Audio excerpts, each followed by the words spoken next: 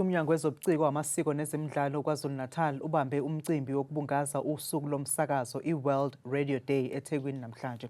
Lo mcimbi uyingxenye yomkhankaso womnyango wokuqhakambisa ezobuciko esifundazweni.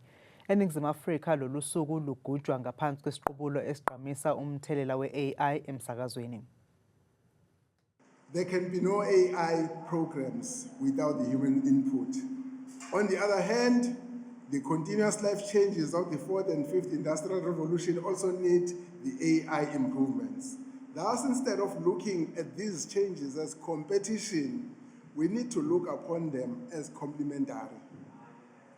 Njengoba kufike ngeinkani ubuchwepheshe be-artificial intelligence, ongoti kwezokusakaza bathi uphephile umsakazo ngoba usalidinga iphimbo lomsakazi uqobo lwakhe.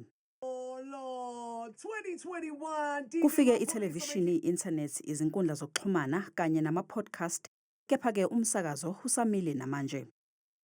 Ukuthi i-radio uma uyiqhathanisa namanye ama-platforms ihluke kakhulu yona ngoba ikwazi ukwakha ubudlelwane nomlaleli. Umsakazi uthi mesakazi usuke engasakazeli izwe lonke, usuke esakazela umlaleli nomlaleli.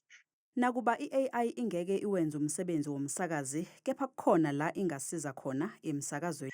I-radio isisurvive izinto ezimbi eziningi kakhulu ngeke bese ithathwa i-AI. Okufanele i-AI singayibuki-ke njengesitha, kodwa siyibuke njengethuluzi elizokwazi ukuthi lisimamise i-radio, liphinde liyenze ibe ngcono kuphela kodwa uma i-AI isetshenziswa kahle.